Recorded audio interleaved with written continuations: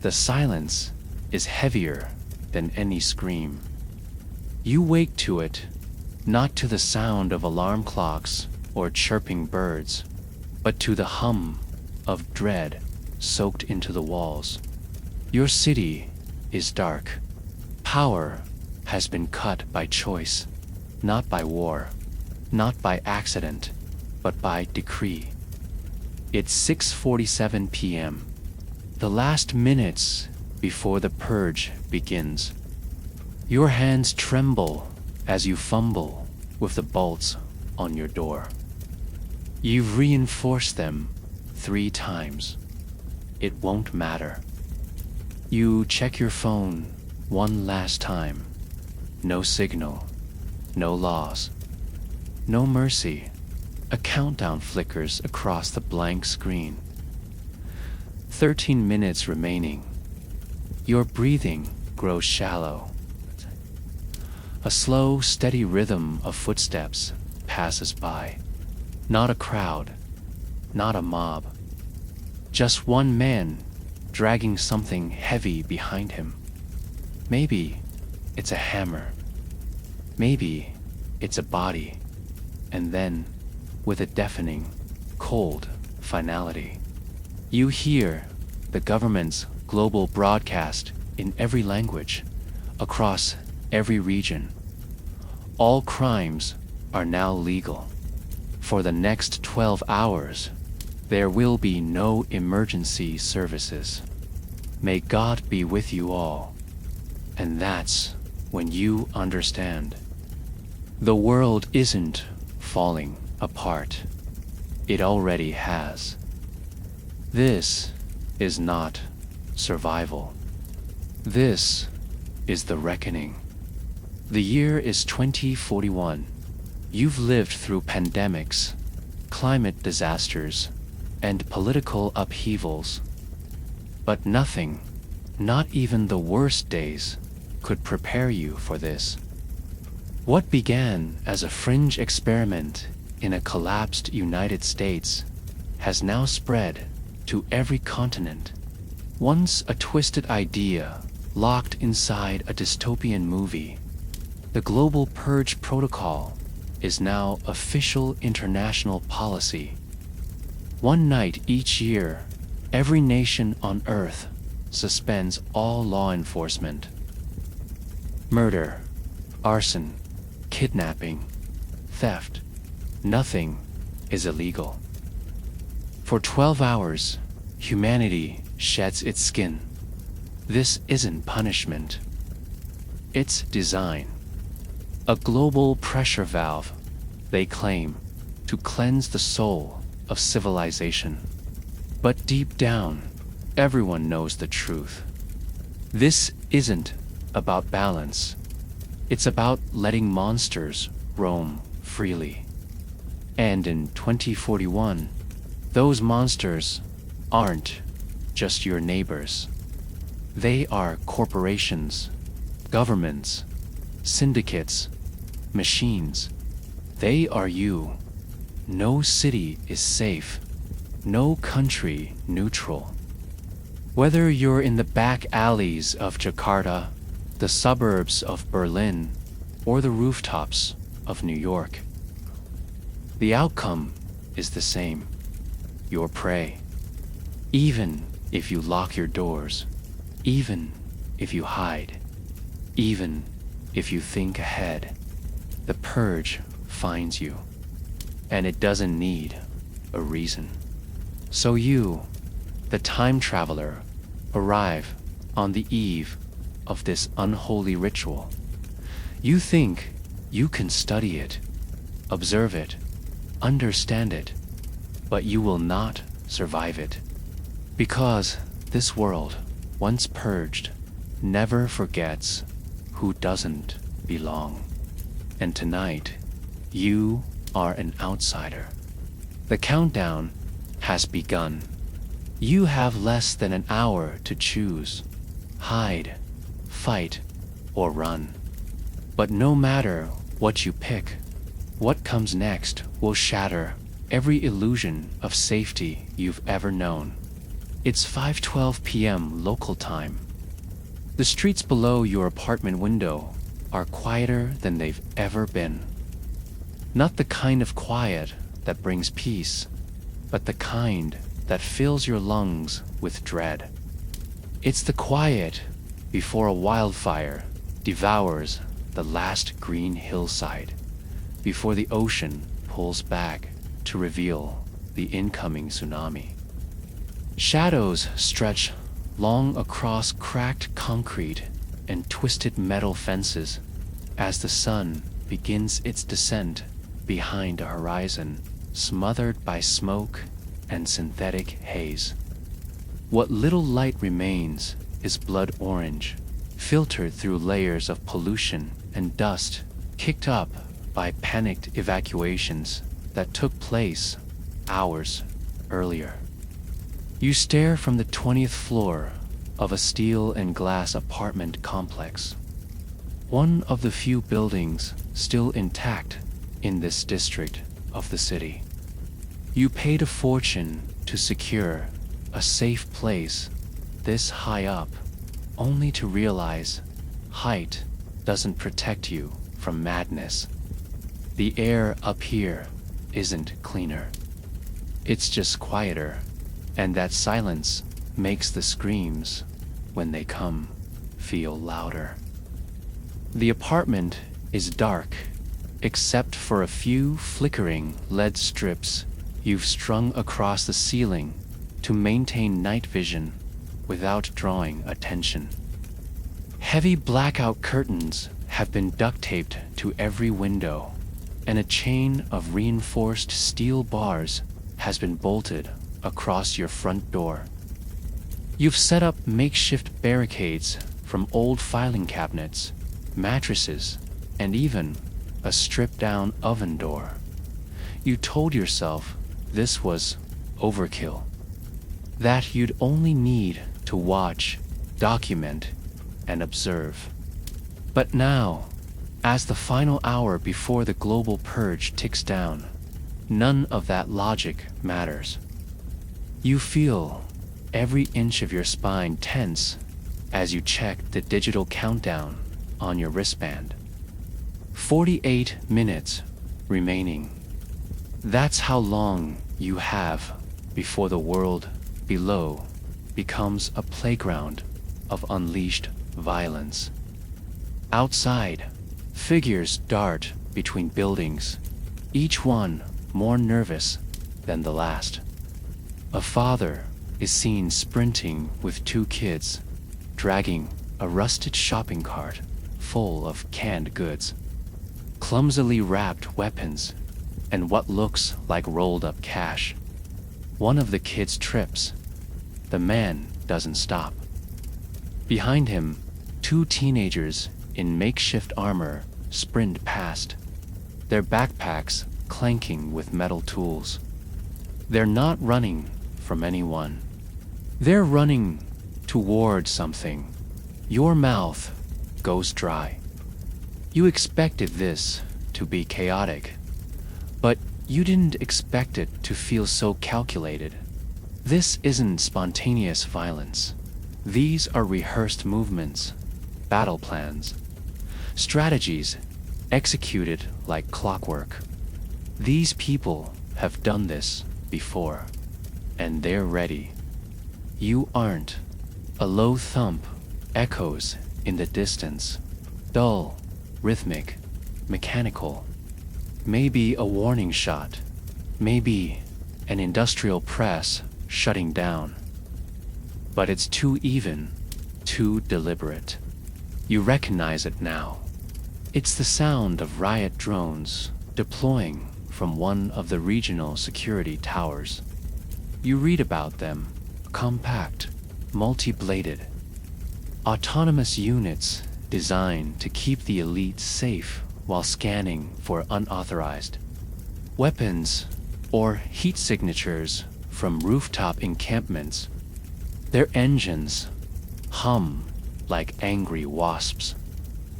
You spot one in the sky, its red eye sweeping across the cityscape. You back away from the window instinctively. You're not armed, not threatening. But the drones don't care about intentions. They're programmed to protect the assets.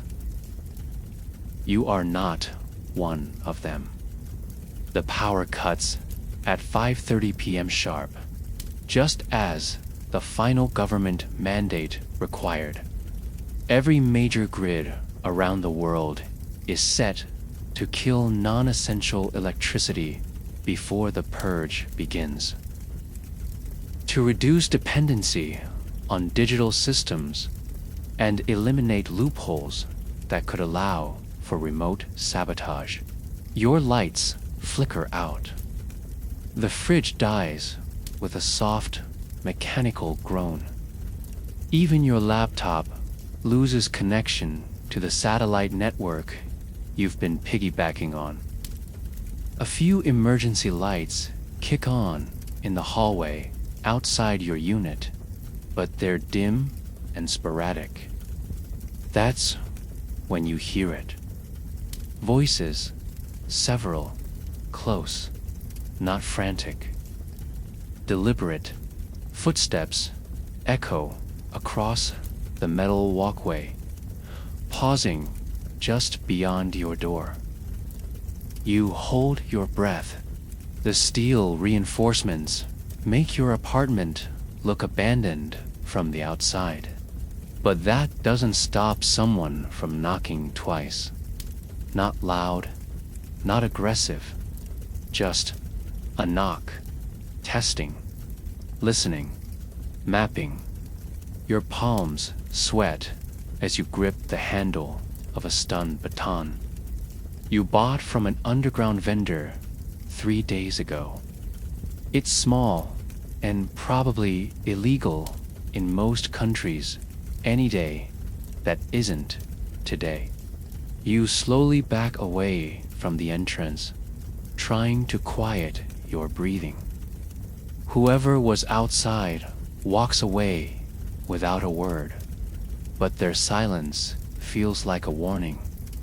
You're not invisible. You've been marked. At 5:37 p.m., you hear glass shattering 2 floors down. A scream follows, sharp, high-pitched, then cut off. You don't check.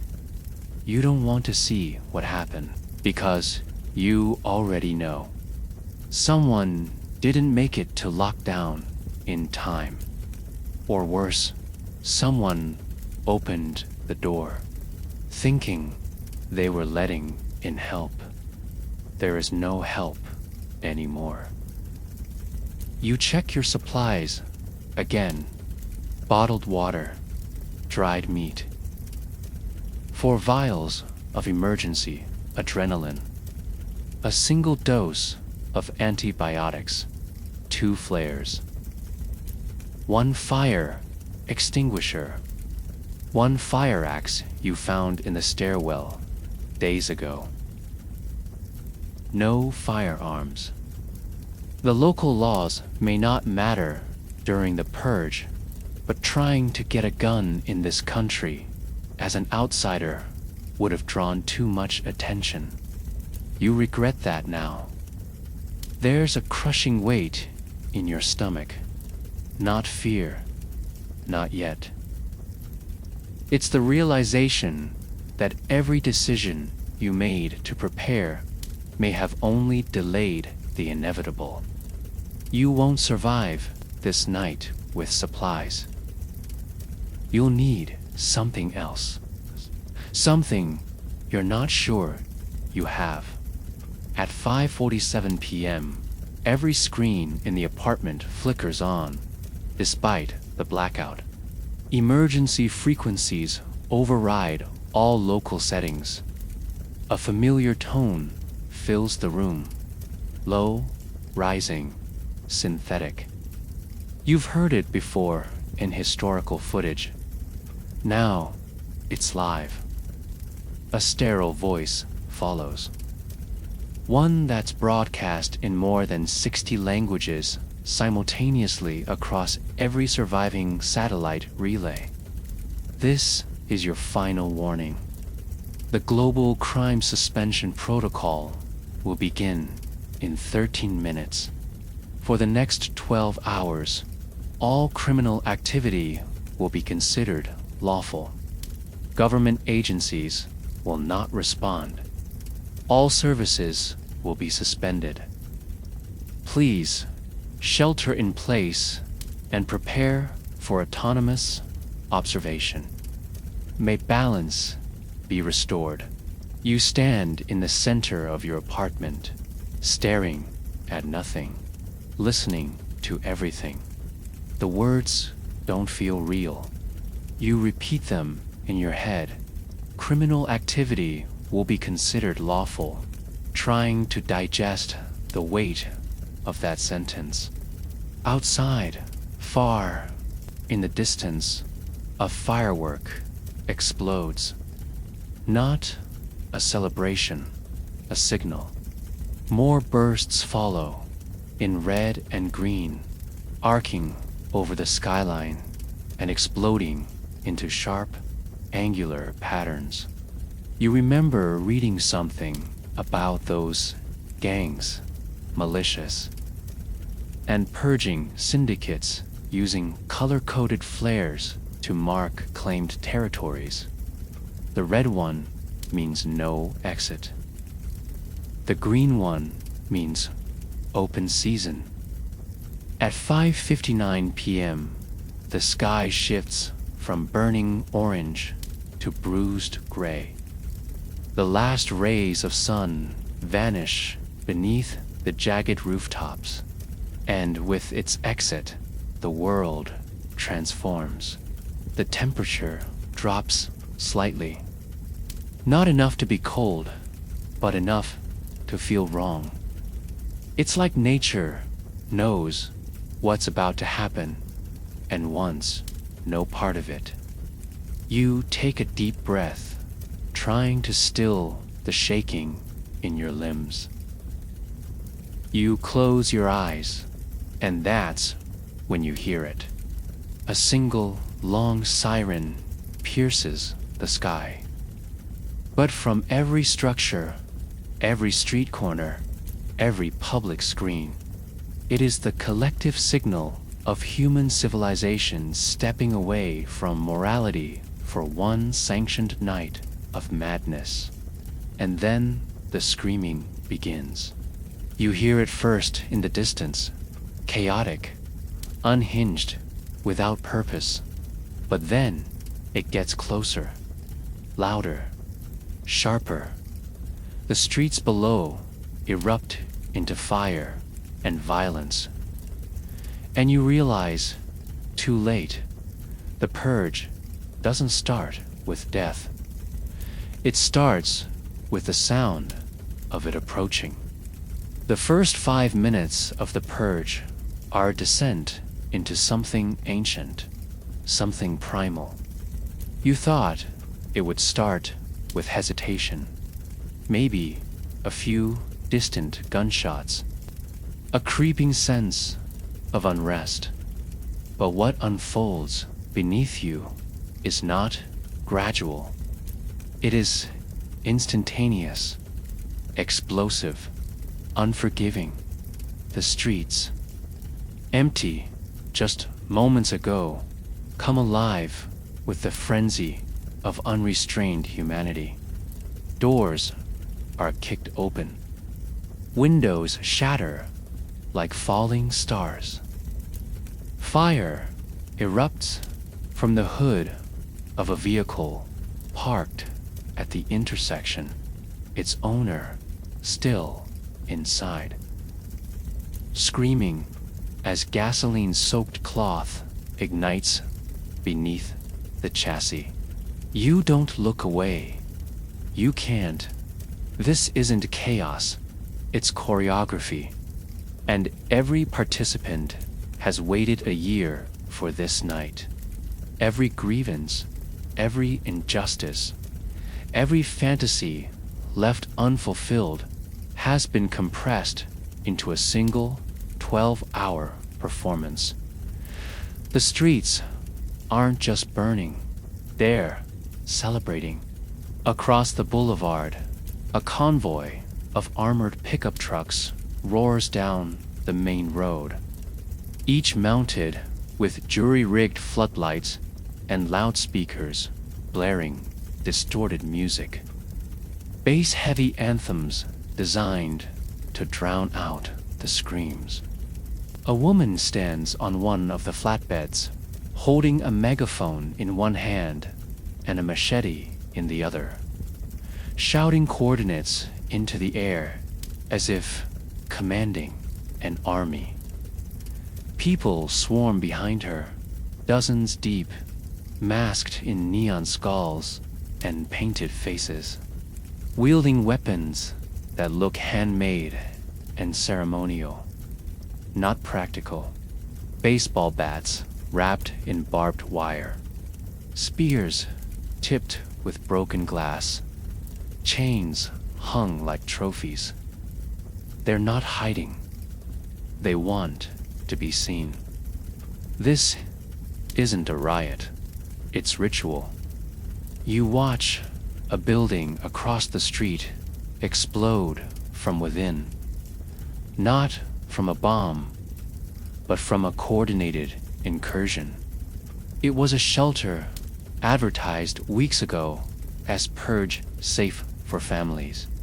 You now see that label was a trap, a honeypot laid by a syndicate to collect victims in bulk.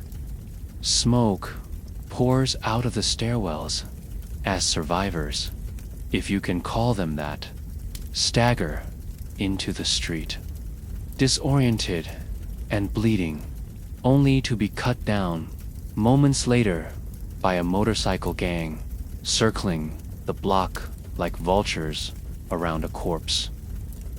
There are no sirens, no helicopters, no rescue. The police precinct 2 blocks away has been boarded up since noon. Not abandoned, just sealed. The officers are inside, defending themselves. They are not coming out. At ground level, the madness becomes tactile. You hear every broken bone, every scream of betrayal, every window shattered with joy. A woman, barefoot and wearing a wedding dress stained with soot, walks into the middle of the road with a flare in one hand and a severed mannequin arm in the other.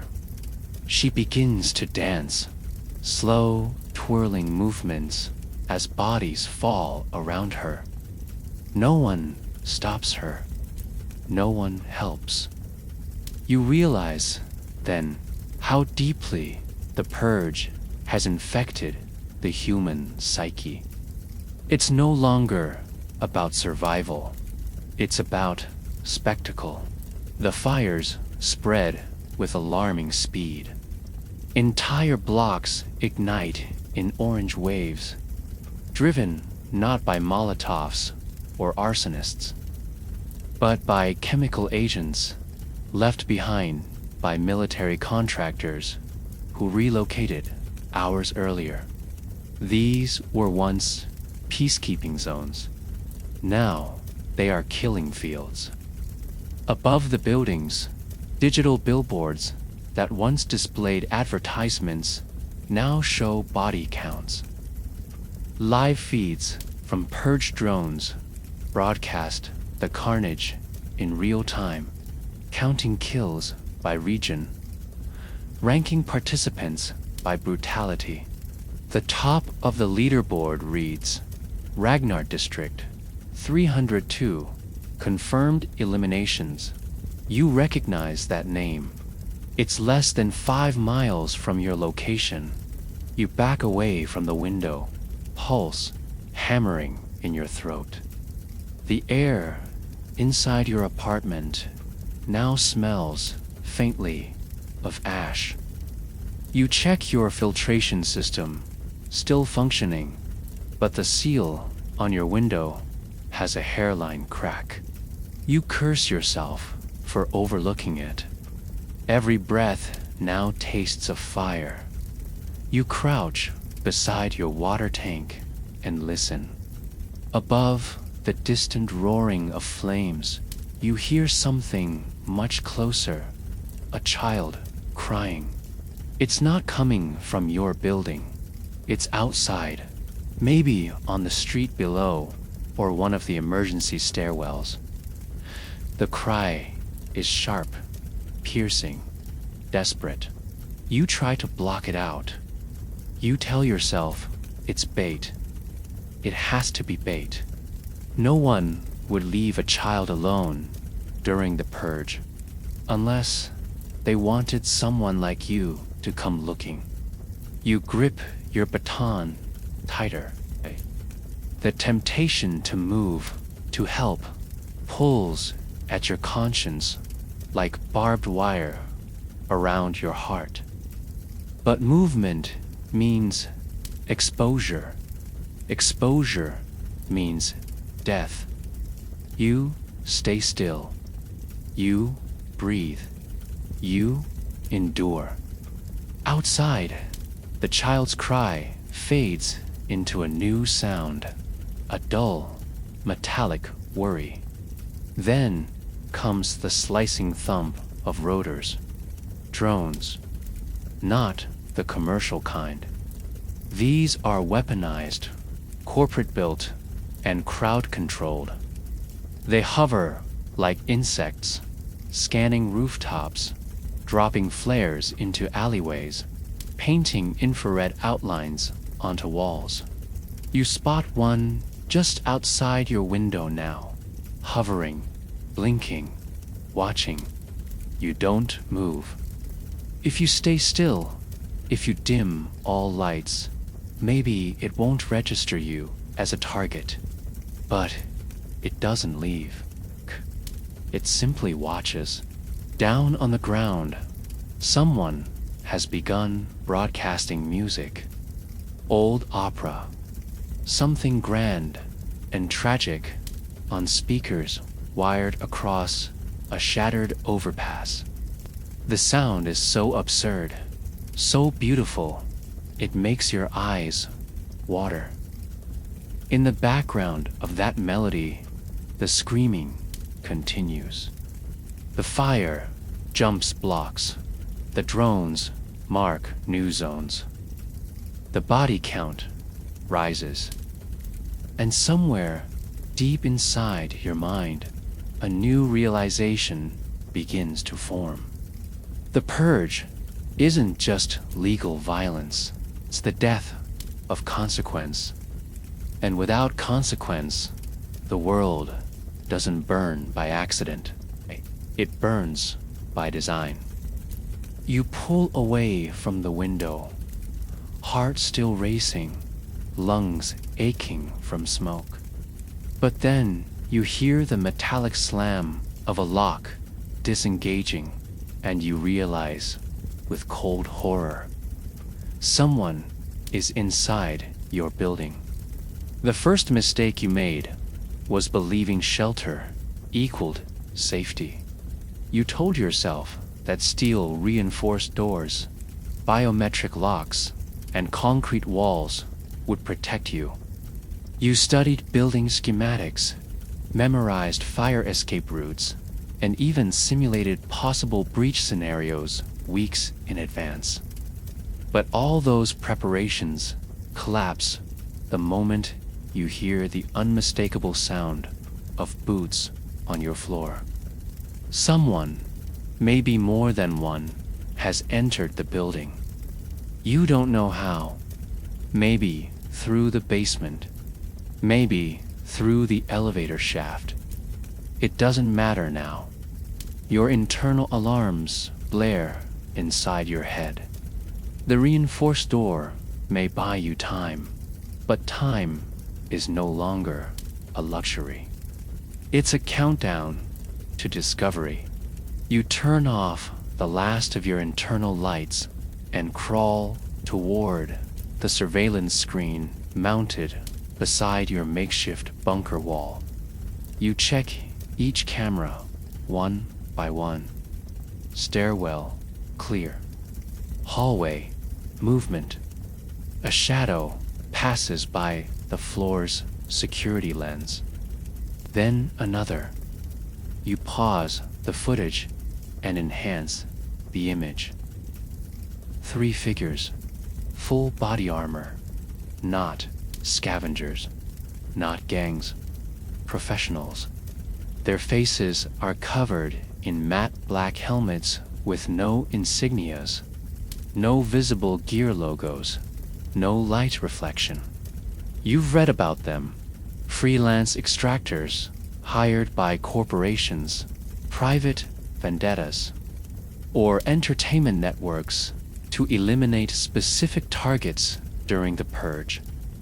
They operate like ghosts, and once they enter your building, escape is no longer an option. You might not even be their target, but in this world, being seen is often enough to be marked. You press your back against the wall, trying to make yourself smaller. The air inside your so-called shelter has grown staler, hotter. Your breath fogs against your arm as you cover your mouth to suppress the sound. You remember the emergency exit hatch hidden behind the utility cabinet in your bathroom. A tight crawl space that leads to a vertical shaft running down the center of the structure. It's narrow, unstable, but it might lead to the sub-basement parking structure. You move slowly, cautiously, each footstep measured like a heartbeat. Your mind is racing, calculating, anticipating.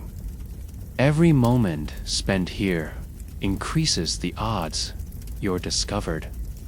Then you hear it. A quiet thud, not from outside, from inside.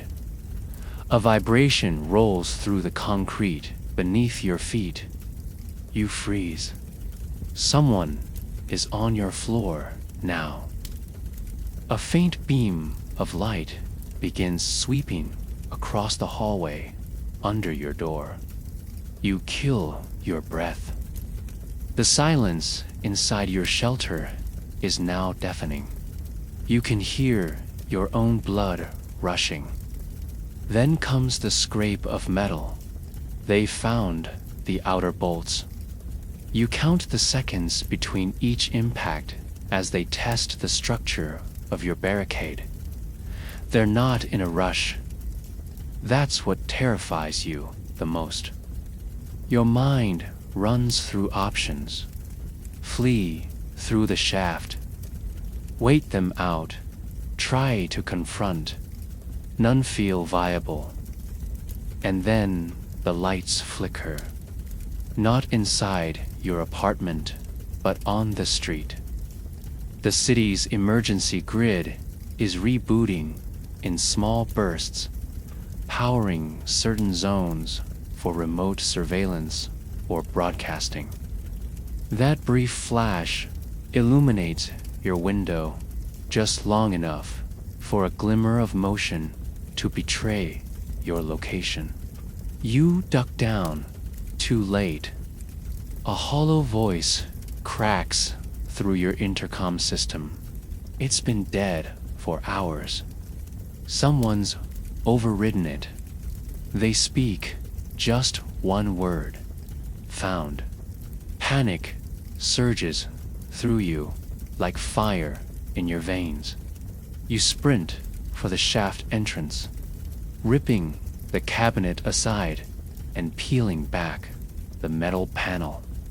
The tunnel is smaller than you remember, barely wide enough for your shoulders. You don't hesitate. You crawl inside, pulling the panel closed behind you, leaving behind everything in the shelter. Your food, your gear, your carefully laid plans. The space is pitch black, the air thick with mildew and dust. You descend, inch by inch, your hands scraping against rusted bolts and crumbling insulation. The further you go, the hotter it becomes. You don't know if you're escaping or falling into a worse trap. Behind you, a metallic clang echoes from above. They've breached the apartment. You can't see them, but you can feel them. Methodical, silent, efficient. They're not looking for loot. They're here for you. Whether as part of a bounty, a sick game, or because someone paid to see you suffer on a live stream somewhere, you'll never know. All you do know is that shelter was never designed to save you. It was designed to delay the inevitable. After what feels like an eternity, your feet hit concrete. You've reached the sub-basement, but it's not empty. The smell of burning rubber, urine, and blood hits you before your eyes can adjust. Makeshift cages line the walls, rigged together with steel rods and shopping carts. Some are empty, some are not. In one, a man rocks back and forth, his eyes vacant, his body covered in bruises that pulse with every breath. In another, a woman cradles a headless doll, humming a lullaby through chapped lips. They don't see you, or they pretend not to. You don't know which is worse. This place, this cold, underground crypt, was once a parking garage. Now, it's a holding zone. For what? You can't be sure. You move cautiously, every footstep muffled by layers of ash and oil. You can still hear distant bangs from above, muffled by meters of concrete. They're searching the upper floors. But it won't take long before they scan the lower levels. And then, even down here, there'll be nowhere left to hide. You glance toward a rusted emergency exit marked "Do not open." Security lock enabled. You test it. The handle turns. But behind the door, you hear voices, laughing, unhinged. Someone's waiting on the other side. You step back, trembling. This is what the Purge has taught you. Doors don't protect you. Locks don't protect you. Buildings don't protect you.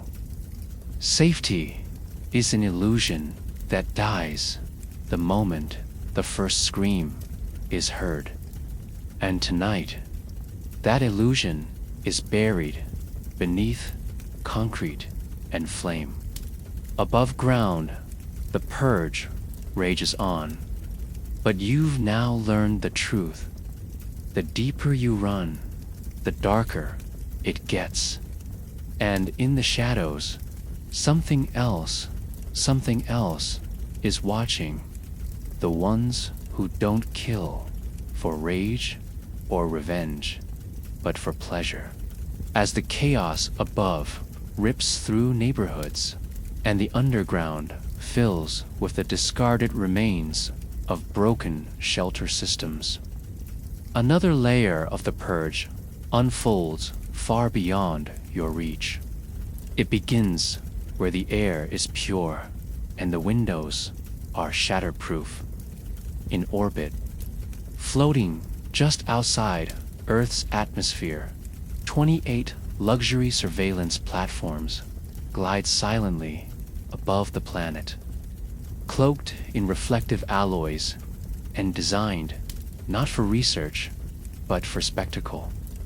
You learned of them in passing through news, leaks, and conspiracy forums. Now, as you rest in the blackness of the parking vault, hiding from the monsters prowling the stairwells above, you realize the truth you once dismissed as exaggerated. The purge is not just tolerated by the elite. It is curated by them. On these orbital stations, billionaires, government defectors, media moguls, and heirs to collapsing dynasties gather in plush recliners, sipping liquefied delicacies from crystal flasks while staring at panoramic screens that map every purge zone on Earth. Below, the world burns. But up here, it entertains. You are not a civilian. You are a data point in a real-time blood sport. They watch through heat signatures, drone feeds, neural trackers, and sensor arrays embedded in every major city. They know where the death toll climbs fastest, and they place bets, not on if people die, but on how. In one lounge suite, a crypto aristocrat from a collapsed nation-state grins as he watches a South African slum light up with thermal activity. He places 10,000 credits on flamethrower kills. Another, a bored heiress wrapped in carbon silk robes, giggles as she scrolls through player profiles. Each player is a purger on Earth tagged with a profile ID, kill count, and live video feed. She pauses at a man wielding dual blades, dancing through a crowd in Buenos Aires. With a flick of her finger, she streams his perspective in full screen. She roots for him like he's a character in a video game. None of them see you, not directly. You're not famous. You're not exceptional. But you're on the radar. Your ID is logged as unauthorized traveler. Someone, somewhere, is watching your flight path, your sudden appearance, your unknown status. That makes you a curiosity. And in this world, curiosity attracts attention. You are now part of the show, even if you never agreed to be. Back underground, your ears ring from distant detonations. A car alarm wails before abruptly dying. The caged survivors around you remain motionless, some too afraid to move, others too broken to care. You try to still your thoughts, but they spiral into images of those orbital watchers, how they dine while people scream, how they cheer when someone like you is hunted like prey, how they turn suffering into scoreboard statistics. There's a sound above you now, a droning hiss that grows louder with each passing second. You look up and see a hovering surveillance orb descending through an open ventilation shaft. Its shell is smooth, unmarked, made of dark chrome. It hovers in place, scanning. A soft red light washes over your skin. For a moment, you don't breathe. You try to press yourself into the wall, heart pounding. Then it moves on. You weren't interesting enough. Not yet. But you know what it means. The purge isn't directionless. It isn't wild. It's a spectacle performed for an audience you can't see, whose influence controls everything. The sirens, the shutdowns, the riot zones, even the most brutal events. They're often staged, calibrated for maximum engagement. That explosion you heard 2 districts away, it wasn't random. It was likely requested, paid for, live-streamed, advertised in dark feeds with hashtags like #MidnightHarvest or #PurgeRush2041. This is no longer about human behavior. This is about programming. The world burns not because people have made evil profitable. You remember a rumor, something whispered on the darknet before your journey began. A file called Purgeboard. Tier 0, said to be the control panel for the top-tier observers. It wasn't just for watching, it was for scripting, influencing real-world outcomes with a few swipes. If it exists, then tonight is less about lawlessness and more about carefully engineered despair. You can feel it now in the air. The violence isn't random. It flows like a current, pushed from one district to another. If you stay in place too long, the chaos will find you, directed by invisible hands, eager for blood, eager for content. You scan the room again. The cages are still, but you sense it in the way the lights flicker, in the way the drone returned once, then again, then again. Your presence has been logged, and the ones watching are not indifferent. They are waiting to see if you crack, because to them, fear is the most valuable currency. You move deeper into the sublevels, trying to escape the eyes above. But what you find next reveals an even darker horror. This purge is not just being watched, it's being marketed. You believed the world would bend, not break. That even in the worst moments of this so-called purge, some part of the system would remain intact. Maybe satellite communications, maybe emergency medical stations, maybe the military. But by hour 3, the collapse is no longer theoretical. It is absolute. You're still underground when the first major outage ripples across the globe. And you feel it not in the flickering lights, but in your gut.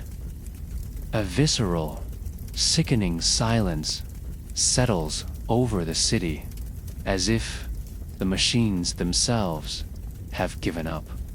The power grids don't fail randomly. They're shut down with surgical precision. Emergency backups are overridden. Hydroelectric dams are disengaged.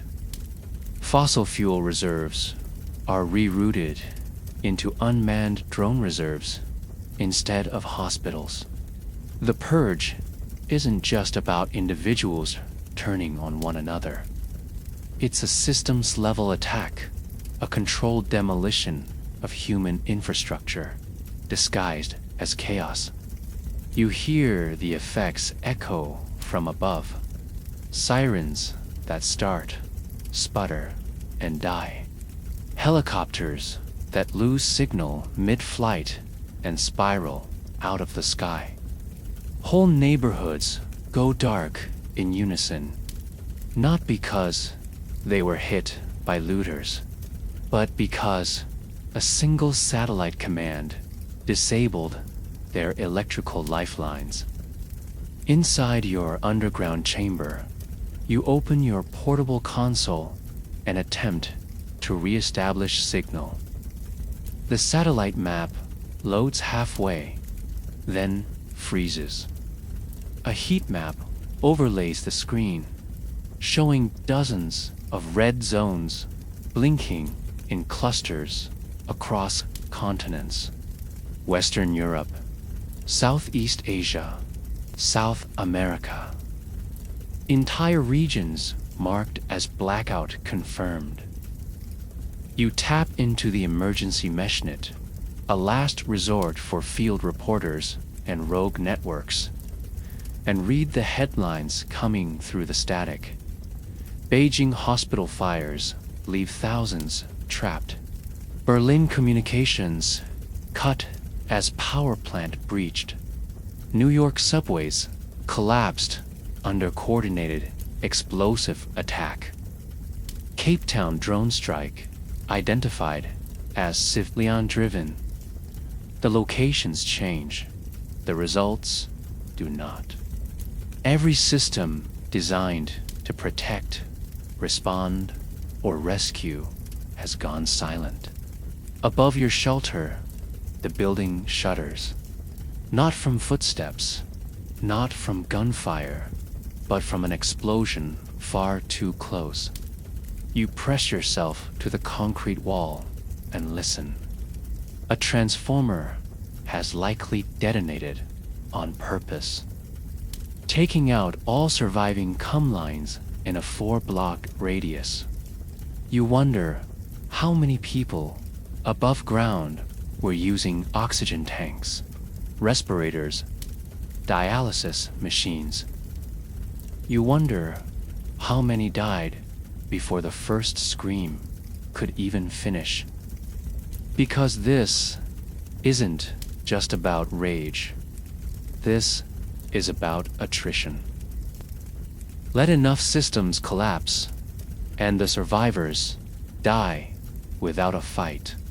You move through the lower level, flashlight flickering, scanning abandoned maintenance closets and rusted stairwells.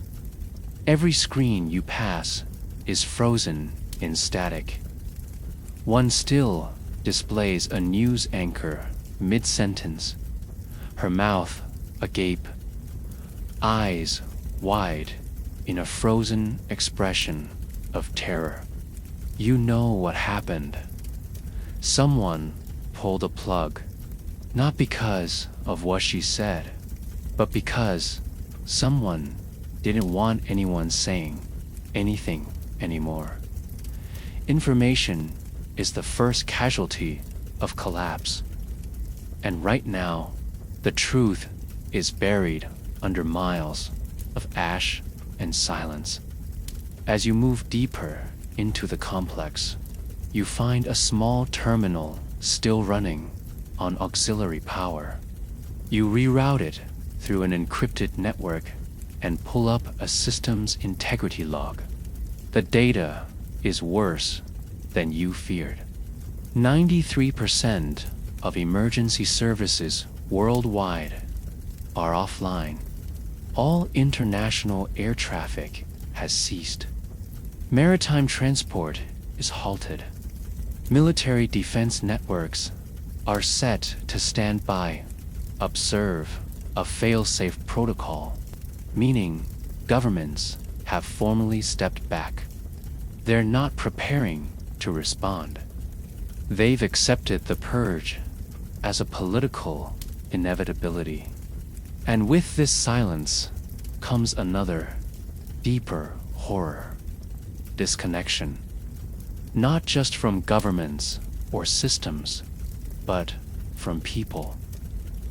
A colleague, a voice, but every call pings endlessly into the void. You leave messages, no one will answer.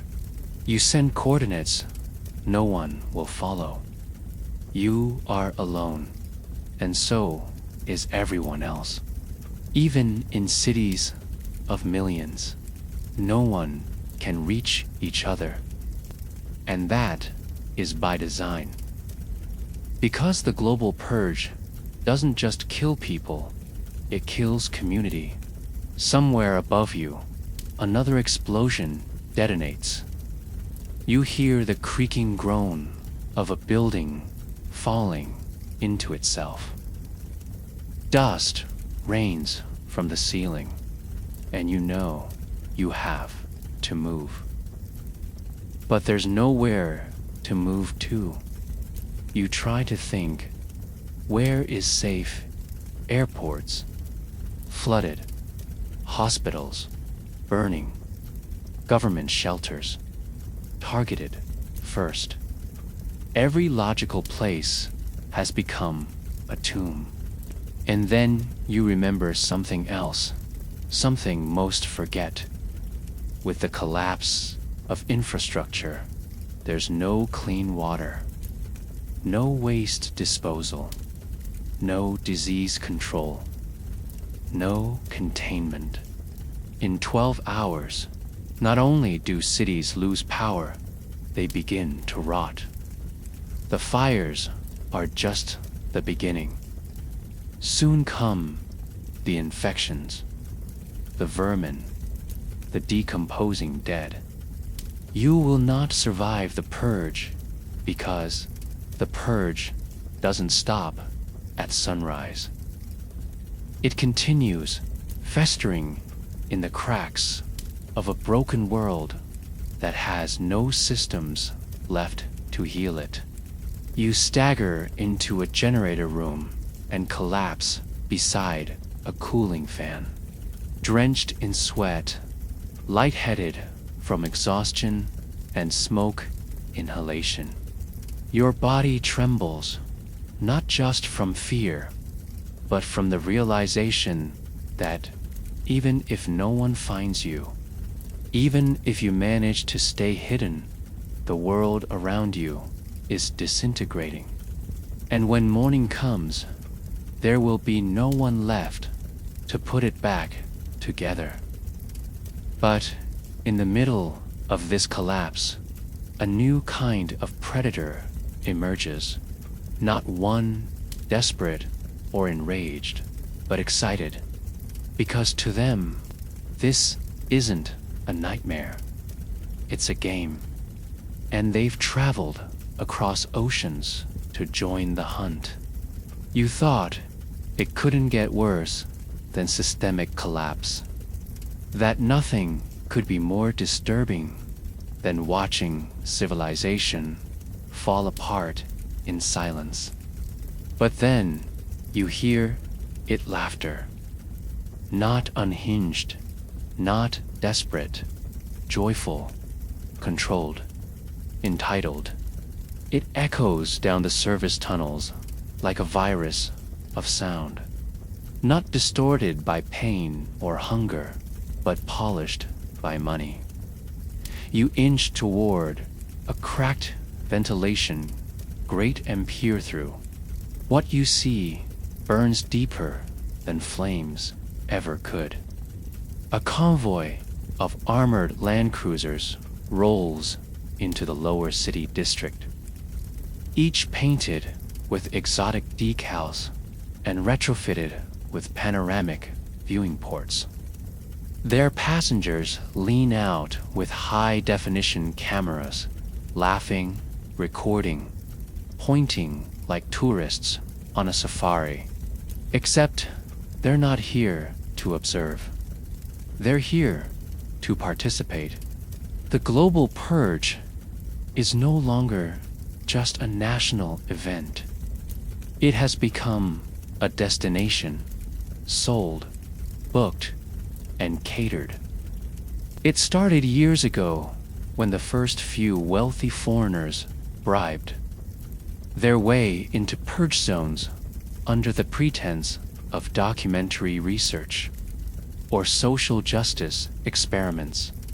But now, in 2041, it's evolved into a full-fledged industry.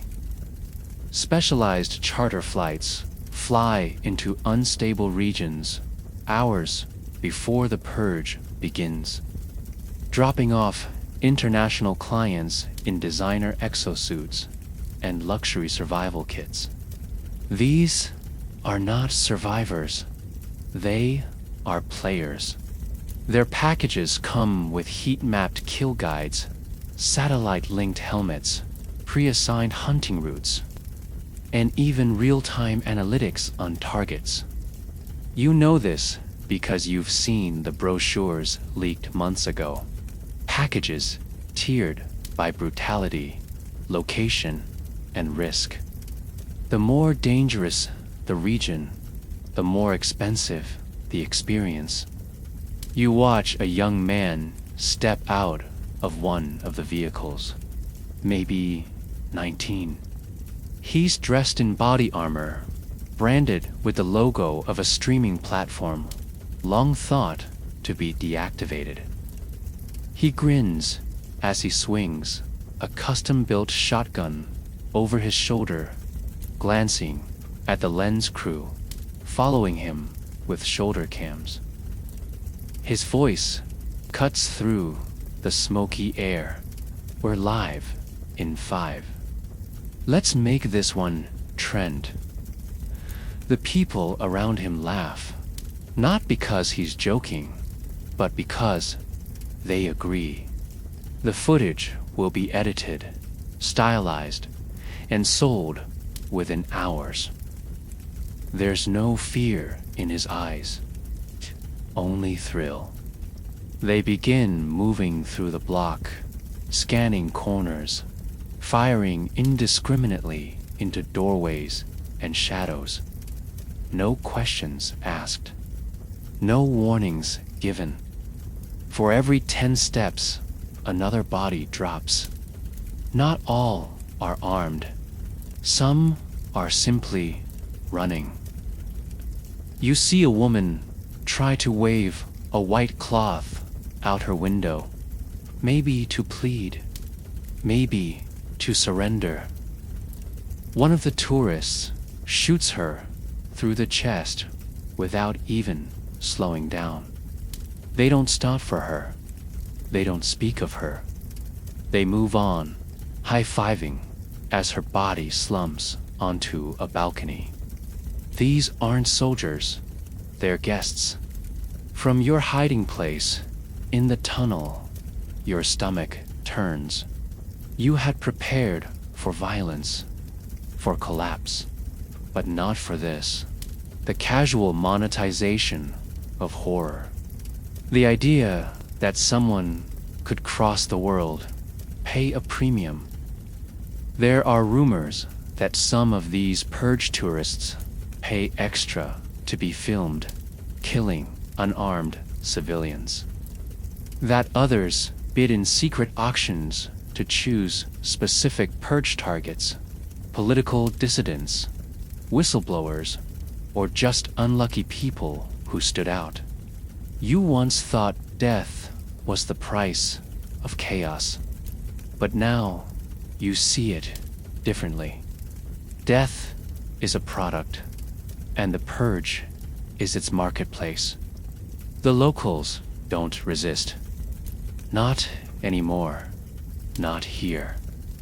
Resistance was tried in the early years when communities banded together to protect neighborhoods.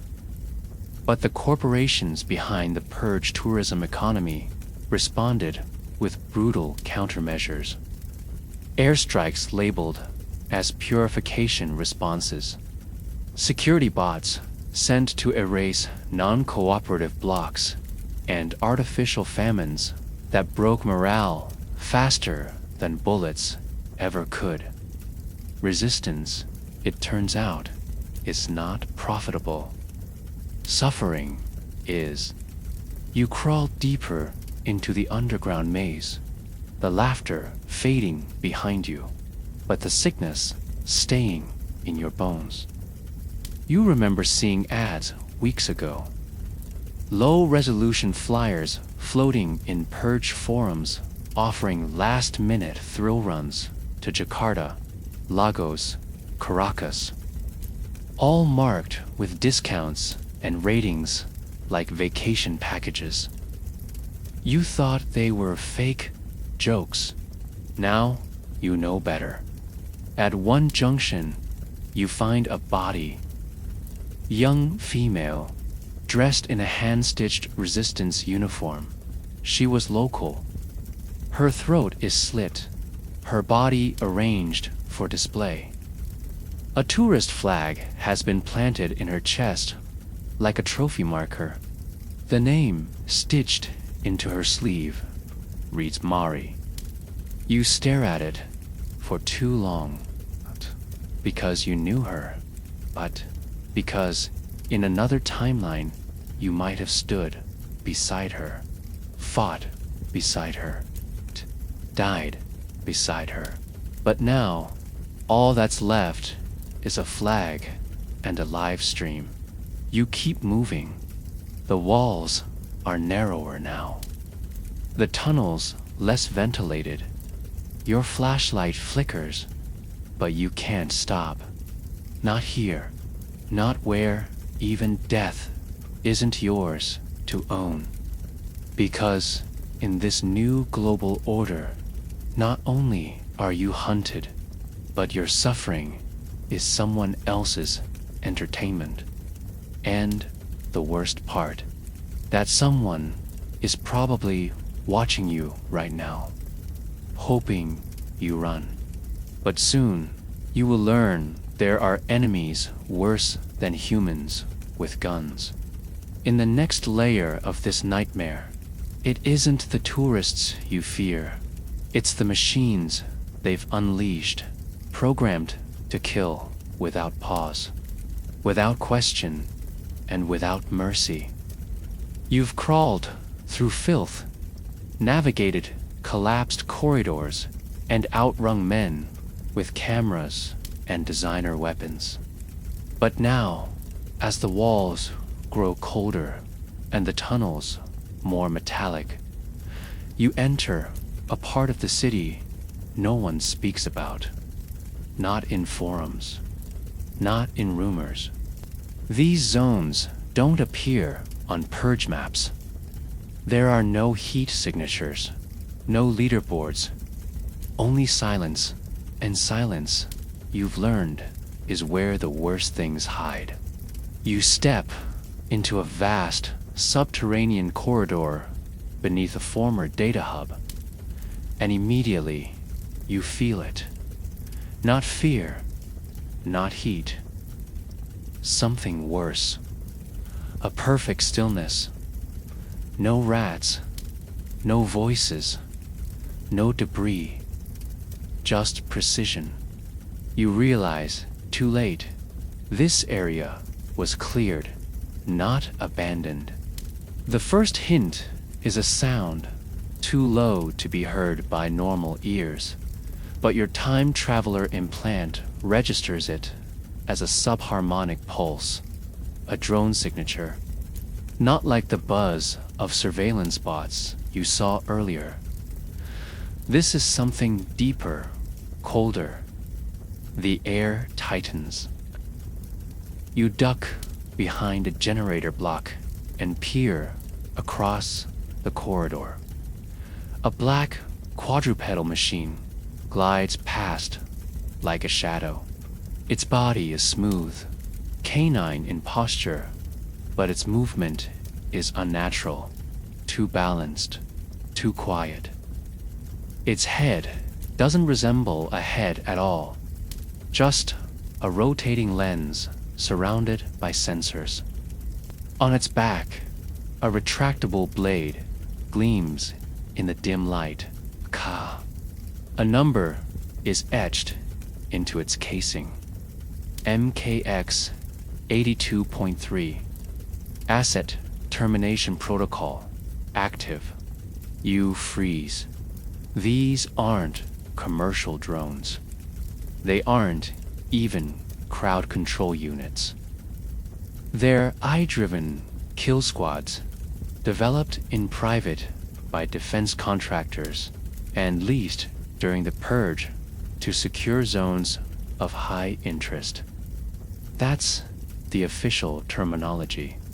In reality, they're executioners, fully autonomous, zero human oversight, programmed to identify, pursue, and eliminate targets deemed unlicensed actors. In this case, that's you. They weren't meant to be deployed globally. Originally, these machines were restricted to classified zones, used to suppress uprisings, neutralize rogue purgers who disrupted the balance. But in 2041, with the world watching and chaos overflowing, they've been let loose in dozens of major cities. Not because they're needed, but because they're efficient.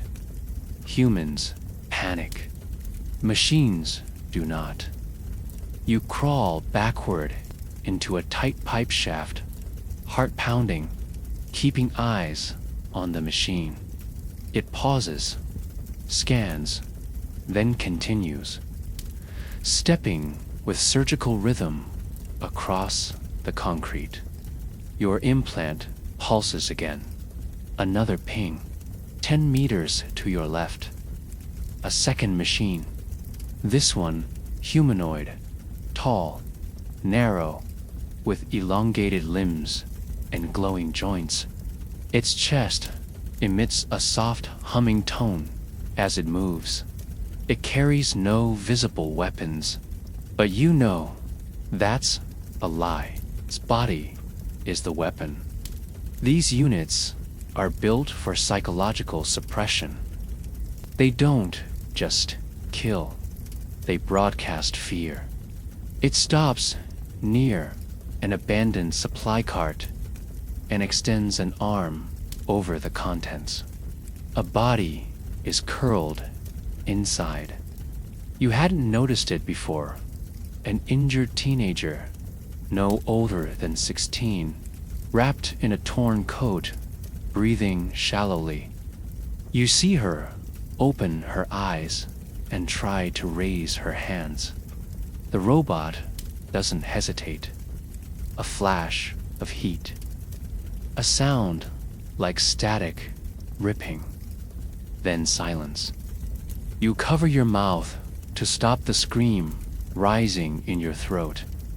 The machine steps away, indifferent. Just another objective completed. You want to move, to run, but even motion feels dangerous now.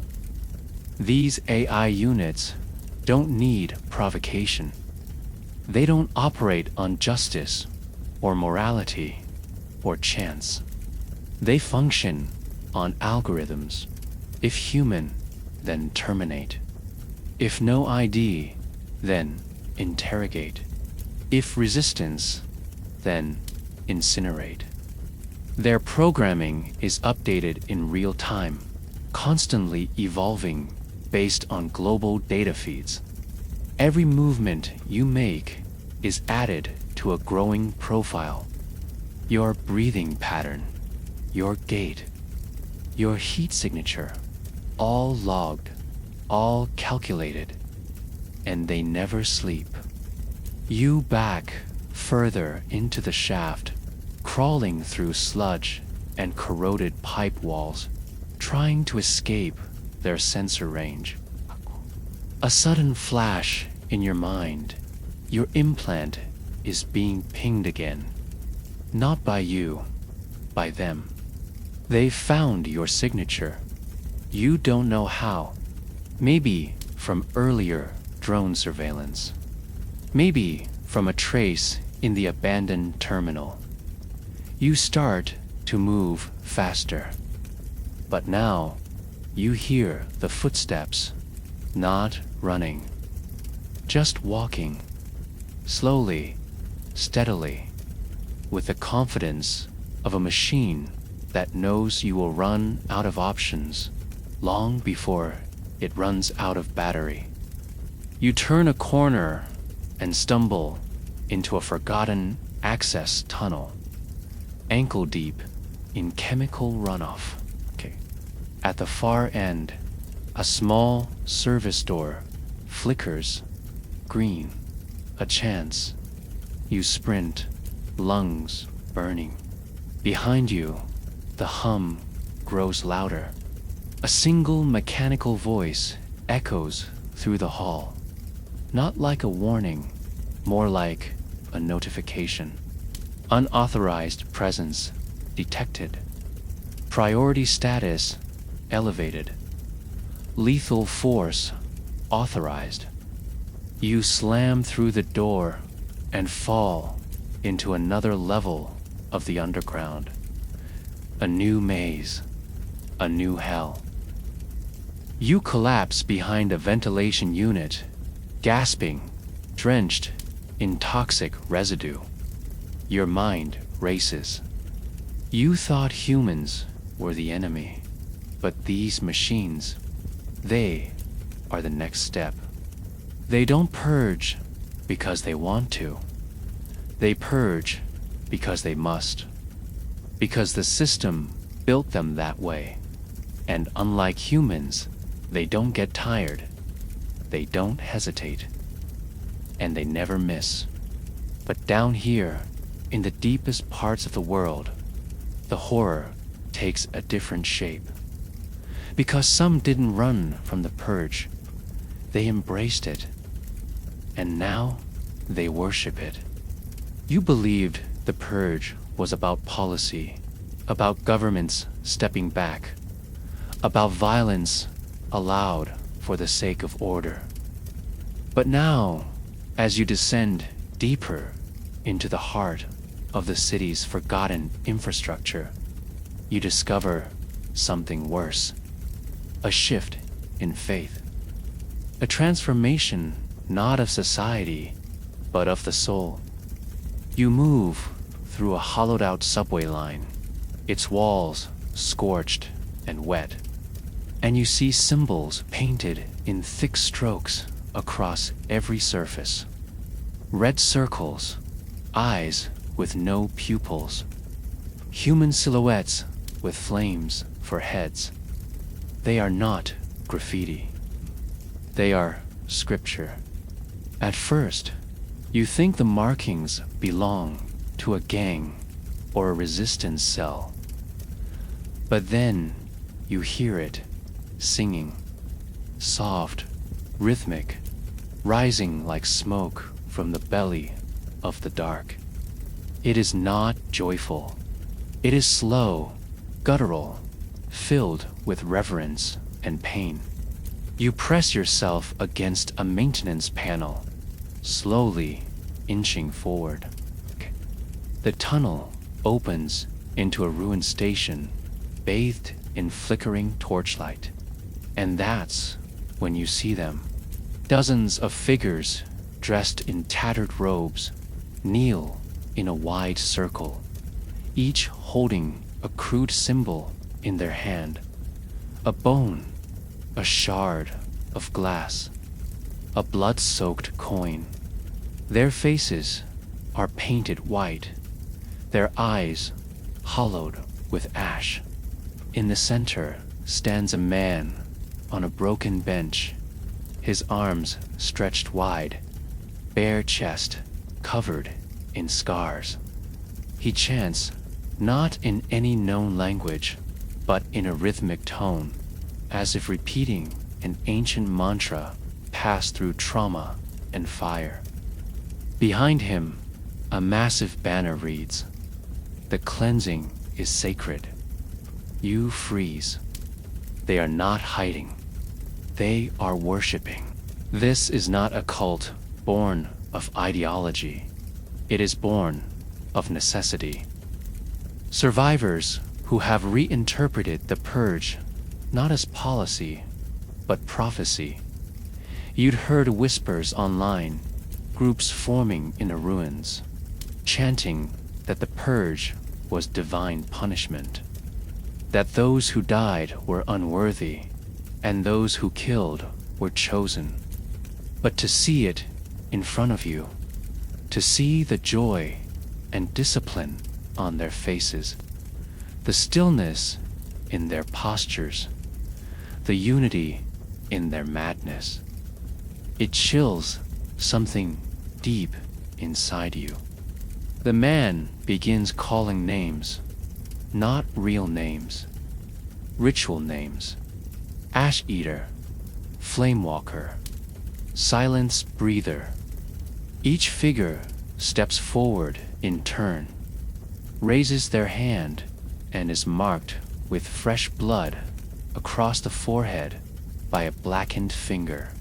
One of them, a young woman, no older than 20, raises a child's shoe above her head and begins weeping, not in grief, but in what sounds like ecstasy.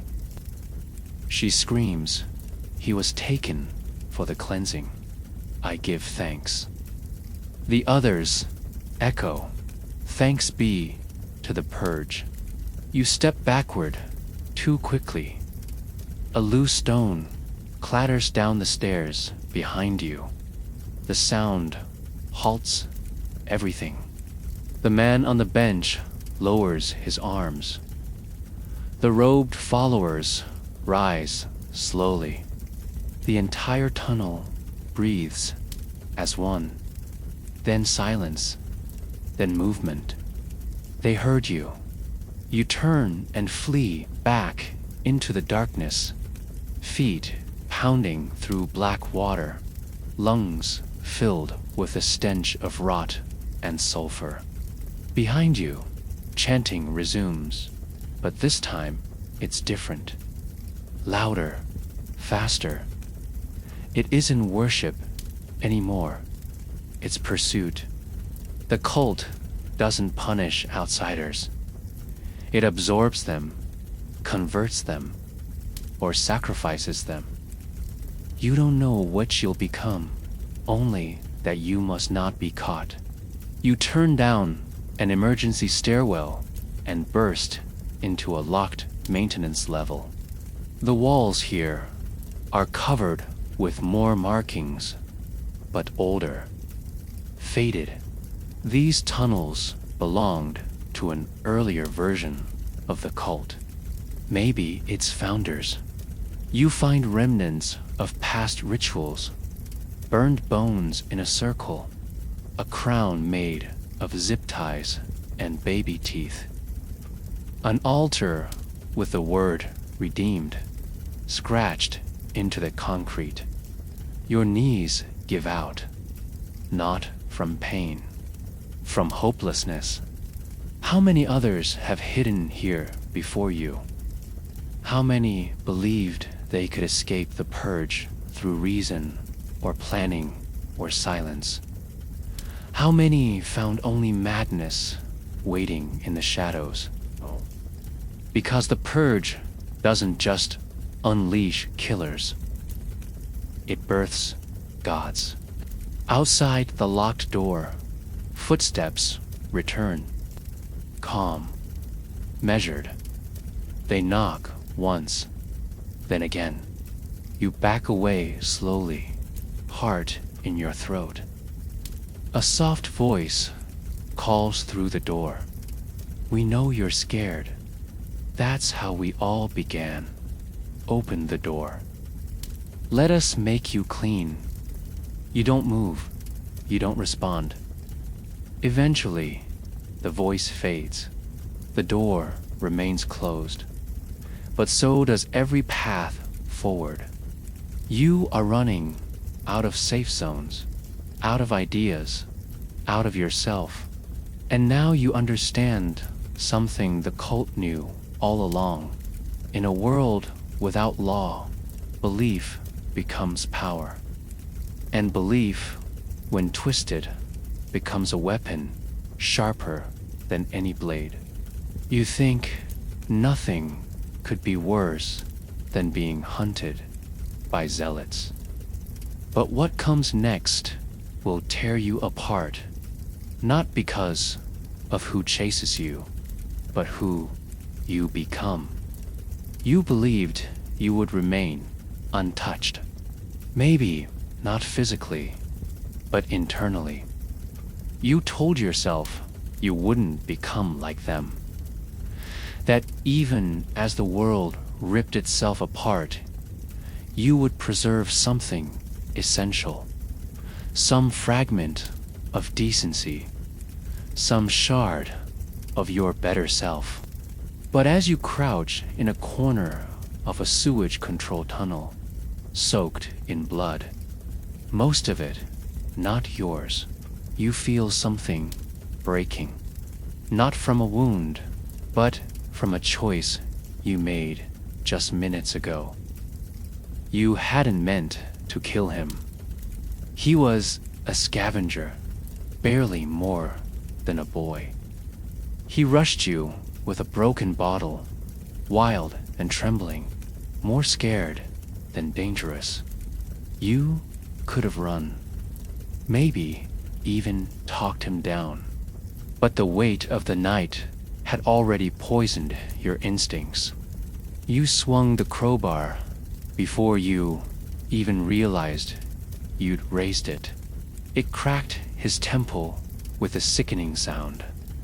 He hit the ground like a bag of wet cement and didn't move again.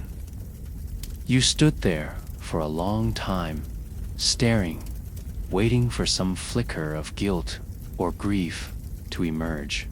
But nothing came. Only a hollow stillness and a creeping sense of relief. You were alive. He wasn't. That was all that mattered now. Somewhere in the distance, a lullaby plays on an old radio. Someone's dragging it through the ruins on a cart. You hear children's voices singing along, too cheerful, too wrong. It unnerves you, not because of what it is, but because a part of you doesn't react. Your body is adjusting. The sounds that once horrified you are now background noise. The scent of blood no longer tightens your stomach. The violence doesn't haunt your dreams. It fills them with clarity. You start noticing other changes. The way your hands tremble less now when you hear footsteps. The way you've started timing your breathing to match the rotations of nearby drones. The way you look at every person, not with fear or empathy, but with analysis, weapon, threat, advantage. You told yourself you were here to document this nightmare, to understand it. But now, you're not sure you haven't become part of it. It happens in a collapsed underpass where you're resting beside a dead streetlight. You hear someone whisper your name, a familiar voice. You spin around, and standing there in the shadow is someone you thought you'd never see again. Not here. Not tonight. A friend. A sibling. A partner. You blink, and the memory floods back. Shared laughter, old songs, warmth. For 1 second, the world softens. But then you notice their hand bandaged, bloodied, holding a weapon. They're not here for reunion. They're here to survive. Your name on their lips becomes a negotiation, a test of allegiance. You try to speak, to remind them of who you once were to each other, but the silence stretches too long. The hesitation lasts one breath too many. And in this world, hesitation is betrayal. They raise their weapon. You don't remember pulling the trigger. You only remember the recoil and the sound they made when they fell. It wasn't rage. it wasn't even fear. It was a reflex. And now, nothing is the same. You slump against the wall, shaking, your hands no longer steady.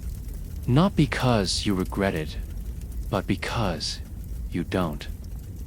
Because in this world, survival has no heroes, no innocence. Everyone is guilty, either of violence or of letting it happen.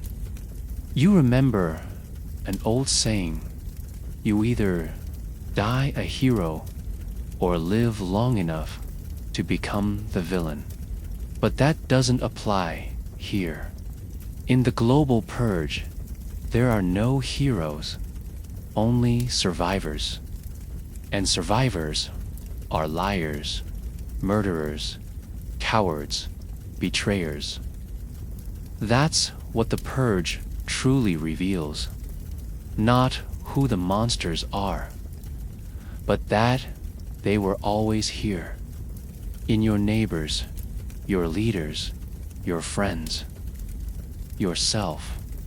You wipe your face, unsure if it's sweat or tears. You tell yourself you'll get through the night. But even if your body survives, the person you were will not. That version of you is gone, killed not by a bullet or a blade, but by necessity. You are no longer observing the purge. You are of it. And when the sun rises, it won't bring hope. It will bring a new kind of horror, the knowledge that the world expects you to go back to normal, to pretend nothing ever happened, even as the blood on your hands refuses to wash away. The siren that signals the end of the purge is not triumphant. It is hollow, cold, indifferent. It echoes across the ruined skyline like a cruel joke, as if pretending that the rules of society can simply be switched back on. 12 hours have passed. Somewhere, clocks begin to sync again. Security systems reboot. Automated announcements claim that normalcy has returned. But you know the truth. There is no going back. The sun rises, but it does not warm the city. It only reveals what darkness hid. Smoke hangs in the air like a veil of mourning. The streets are littered, not just with bodies, but with what used to be lives. Scorched toys, burned photographs, half-written letters. The debris of a civilization that dared to unmake itself. You step out from the ruins of your final hiding place, blinking against the sickly yellow light of morning. Your clothes are torn. Your face is caked with dried blood. You haven't spoken aloud in hours.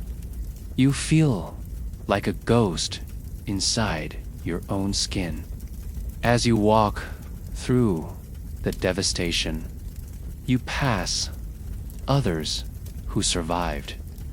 Not many, but enough to fill the silence with quiet horror. No one meets your eyes. No one speaks. The purge may have ended, but its language remains unspoken and deeply understood. Every person you pass is a killer, a victim, or both. Some carry makeshift flags, symbols of truce between wandering survivors. Others carry weapons, not to use, but because letting go feels dangerous. You feel that too. Emergency response drones begin descending from the skies. dropping off sealed aid crates, rolling out automated first aid units, projecting holographic messages of hope and restoration. But the people don't rush to them. They move slowly, with caution, like animals circling a trap. No one trusts the peace. And why should they? They remember what these same drones looked like just hours earlier. Armed, scanning, hunting.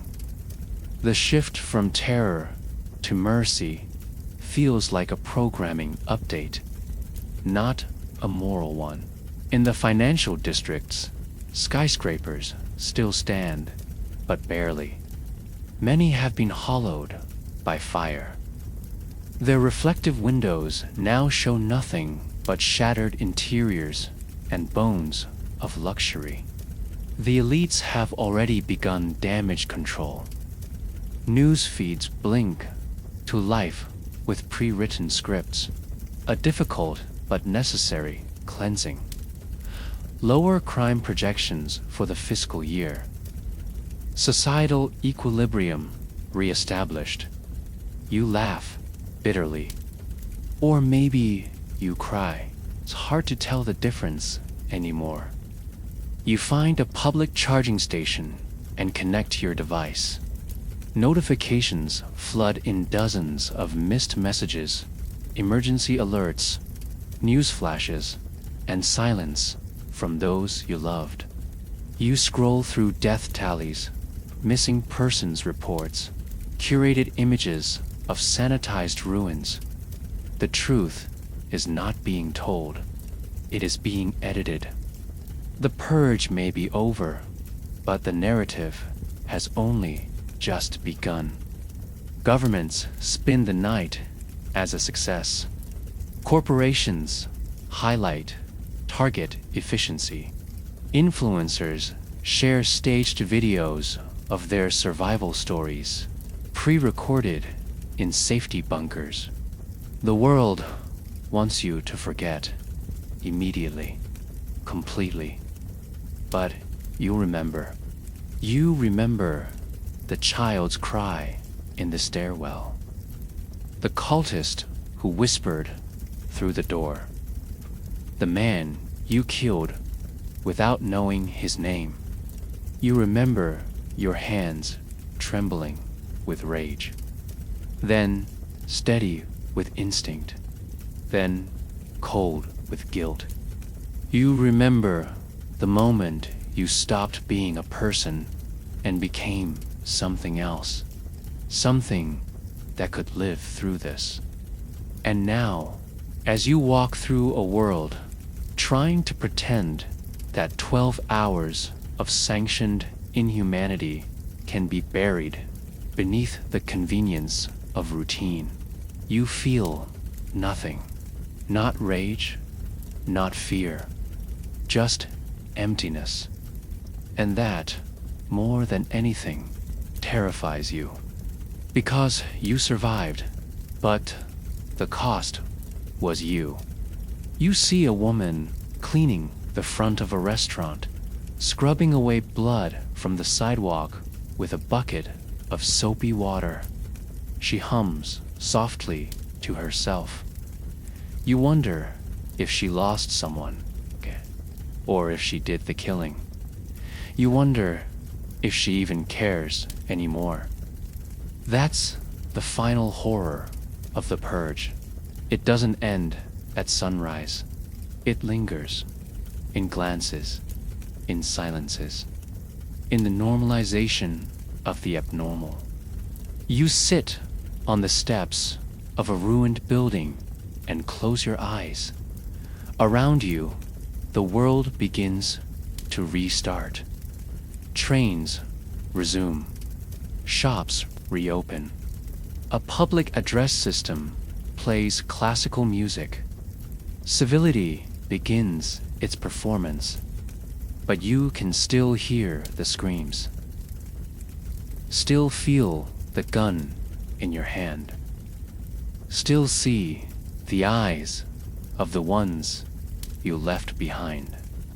The purge is over, but it never truly ends. And now, as you prepare to leave this time, you carry with you one final question. If humanity chose this once, how long until it chooses it again? You return to your original time, but something follows you. Not physically, psychologically. A weight behind your eyes. A tension in your chest. The purge may be confined to the year 2041 in that timeline, but its implications are timeless. You now understand that destruction isn't always sudden. Sometimes it's planned, regulated, legalized, and most disturbingly, celebrated. You saw firsthand how easy it is to strip society of its laws. But what haunted you most wasn't the violence. It was how quickly people adapted to it. How fast morality turned into strategy. How communities became hunting grounds. How grief became performance. And how, when the final siren blared, the world pretended it never happened. You carry the memory of those you saw fall. The scavenger boy, the girl in the cage, the friend you killed. Their faces blur over time, but the feeling does not. You weren't there to save them. You weren't there to fix anything.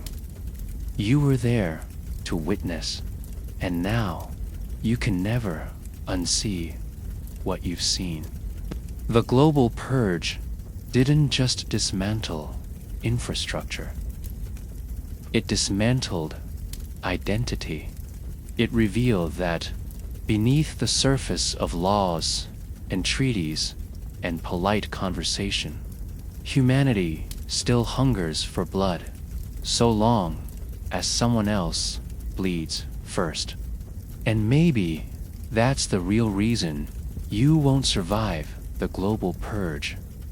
Not because someone finds you, not because you're shot, burned, stabbed, or hunted, but because it changes you. It rewires the soul. It breaks something no sunrise can ever mend. If this journey left you shaken, questioning, or disturbed, good. That means you were paying attention. These stories may be fiction, but they reflect truths we often ignore about power, about people, and about how easily civilization turns into carnage.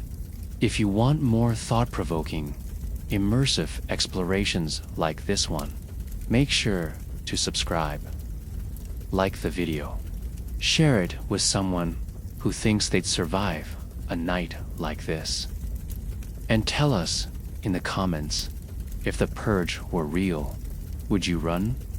Would you hide? Or would you participate?